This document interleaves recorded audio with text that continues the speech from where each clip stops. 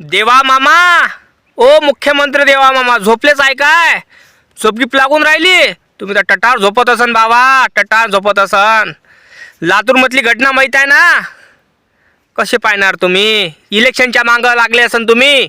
राजकारण तुम्हाला चांगलं आहे, रिइलेक्शन आहे, आणि इथं तुमच्या लाडक्या बहिणीचे लेकरावर अत्याचार होऊन राहिला ते दिसून राहिलं नाही.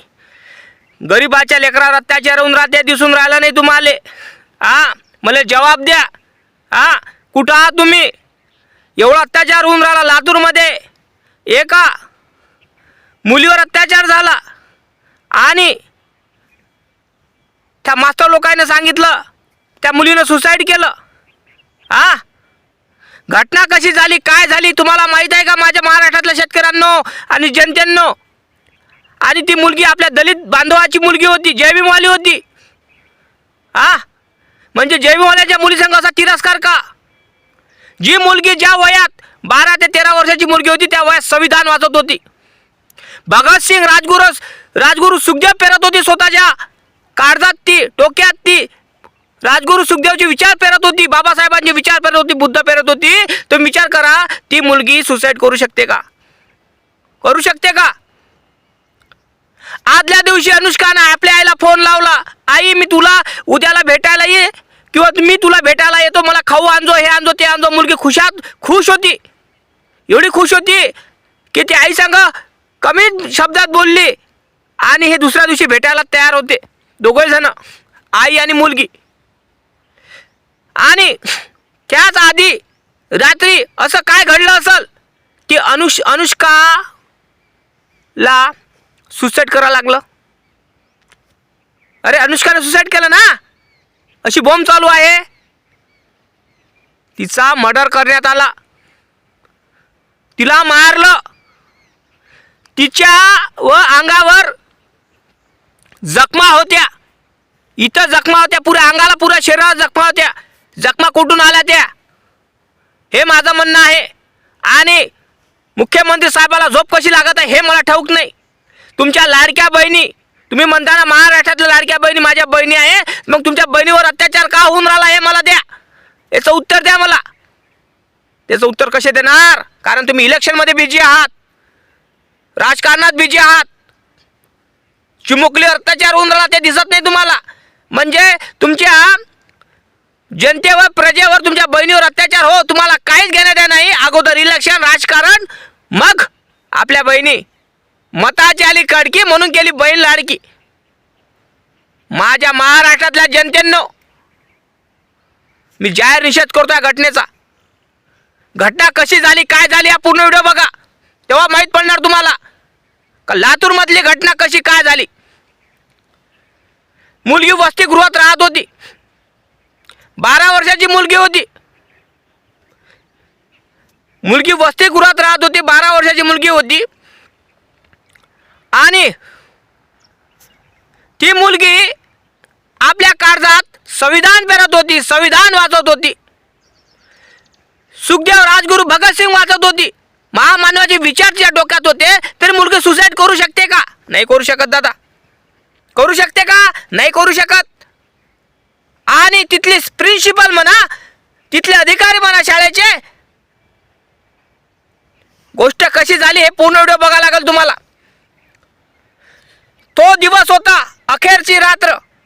रात्रीचा फोन आला आईला, आईचं मुलीचं संभाषण झालं. अनुष्का आई संग बोलली, खुशीत होती, अशी खुशीत होती. आई म्हणे माझ्यासाठी काहू घेऊन येतो, आपण दुसऱ्या दिवशी भेटूया. आई खुशीत होती. त्या रात्री काय झालं असं? त्या रात्री असं काय झालं?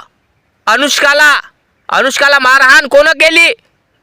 2 महिला आहे म्हणते शाळेतल्या, त्या पोलिसांनी तिला ताब्यात घेतलं. त्या दोघांना, महिलांना, त्यांच्यावर कारवाई झाली पाहिजे, CBI लावली पाहिजे, CID लावली पाहिजे, हे माझं मत आहे. आणि माझं एकच म्हणणं आहे, जे रात्र, अखेरची रात्र होती अनुष्काची, त्या रात्री असं काय झालं असेल? असं काय झालं असेल की यांनी मर्डर केला त्या अनुष्काचा. काय झालं असेल? ज्या रात्री कांड झालं हे अनुष्काच्यावर अत्याचार झाला तेव्हा काय झालं माहिती आहे का? तेव्हा जो बेड असतो झोपायचा, म्हणजे मला सांगा कोणी गळफास झोपल्यावर म्हणजे मला सांगा माणूस असा मी असा बघा मी बसलेलो आहे आणि असा म्हणजे 50 रुपयाचा दुपट्टा आणि असा लागला, गळफास लागते का हो? अरे माणसाला लमकला पाहिजे, माणूस झाडाला माणूस लमकला पाहिजे किंवा एखाद्या वस्तूला लमकला पाहिजे आणि त्याचे पाय म्हटलं जमिनीपासून 2 ते 3 फूट पोरतं पाहिजे, तेव्हा गळफास होतो, नाही तर लागत नाही. बसल्या ठिकाणी गळफास लागत असतो का हो? लागत असतो का सांगा बरं? मी असा बसलेलो आहे, मी म्हटलं लावला असा गळफास लागत असतो काय? नाही लागत. चुत्या धंदे बंद मारा, पब्लिक चुत्या नाही आहे, बरोबर नाही काय?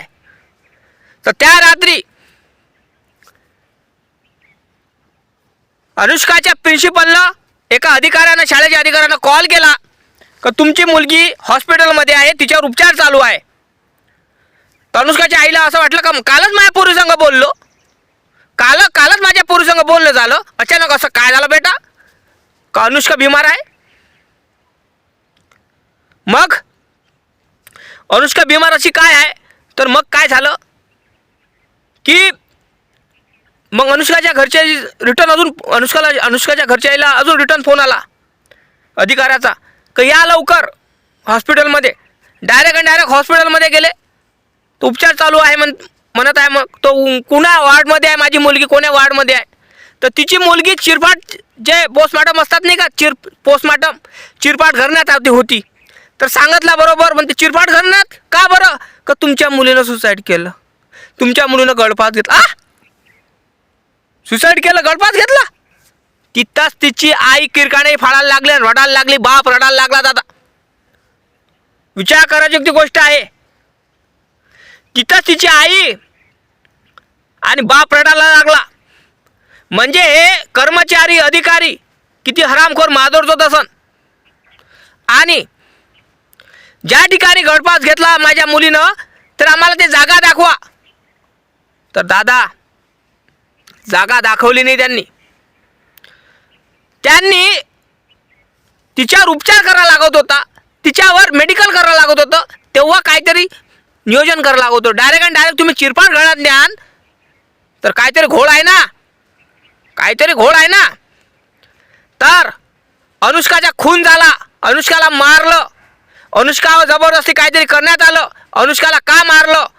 तिच्या शरीरावर घाव होते, मेडिकल रिपोर्टमध्ये तिच्या शरीरावर घाव होते, अंगापायाला शरीराला पुऱ्या शरीराला घाव होते. तिला मारलं, जबरन मारण्यात आलं आणि जबरन मारण्यात आल्यावर 50 रुपयाचा दुपट्टा त्यांनी आणला आणि बयास बांधलं, तिला झोपून दिलं आणि त्याचं नाव ठेवलं सुसाईड. कारण 50 रुपयाच्या झाडभर दुपट्ट्यात कोणी सुसाईड करू शकत नाही आणि 12 वर्षाची 13 वर्षाची मुलगी कधी गळफास घेऊ शकत नाही. हे लक्षात असायला पाहिजे. हे चुती आहे शाळकरी, जे कोणी कर्मचारी, मुख्याध्यापक, जे अधिकारी आहे ना, त्यांच्यावर ॲट्रॉसिटी लागली तर लागलीच पाहिजे आणि त्यांच्यावर गुन्हा दाखल झाला पाहिजे, माझं मत आहे. कारण एक जयभीमवाल्यांची मुलगी होती, ती एक दलिताची मुलगी होती, एक गरिबाची लेकरू होतं आणि ते लेकरू एका त्या माऊलीचं नाही तर पुऱ्या महाराष्ट्रातल्या मुलीचं आहे, माऊलीचं आहे, माझं आहे, सगळ्या जनतेचं मुलगी आहे ती अनुष्का. आणि त्या अनुष्काला न्याय मिळणार म्हणजे मिळणारच. कारण महाराष्ट्रातल्या जनतेला माझं एकच म्हणणं आहे, अनुष्काला न्याय मिळाला पाहिजे. मेणबत्त्या लावल्यानं तिला न्याय मिळणार नाही. जो नराधम असल, कांड करणारे, त्यांना शिक्षा झाली पाहिजे, त्यांच्यावर कारवाई जोरात झाली पाहिजे आणि त्यांना अटक झाली पाहिजे. 2 जे महिला कर्मचारी आहेत त्यांना अटक झालेली आहे आणि बाकीचे जे चोंबडे आहेत, CCTV कॅमेऱ्याने, पोलीस लोकांनी CCTV कॅमेऱ्यात बघितलं, ते थोडेसे संशयित लोक सापडलेले आहे, तुरुंगात टाकला आहे त्यांना. पण अजून जो मेन म्हणजे कांड करणारा जो माणूस आहे, अजून तो फरार आहे, तो दिसून राहिला नाही. फरार कायले, तो दिसून राहिला नाही, तो पण भेटणार आणि अनुष्काला न्याय मिळाला पाहिजे. कारण मेणबत्त्याला आतापर्यंत लावल्या, आता मेणबत्त्या लावायची गरज नाही. बघू शकता तुम्ही, मेणबत्त्या चालूच आहे, अनुष्कासाठी मेणबत्त्या चालूच आहे. अरे मेणबत्त्यानं काय होत नसते. आता आपल्याला त्या नराधमाला सबक शिकायचा आहे. जास्तीत जास्त व्हिडिओ शेअर झाला पाहिजे. आता जय भीम, जय शिवराय, जय भीमा कोरेगाव.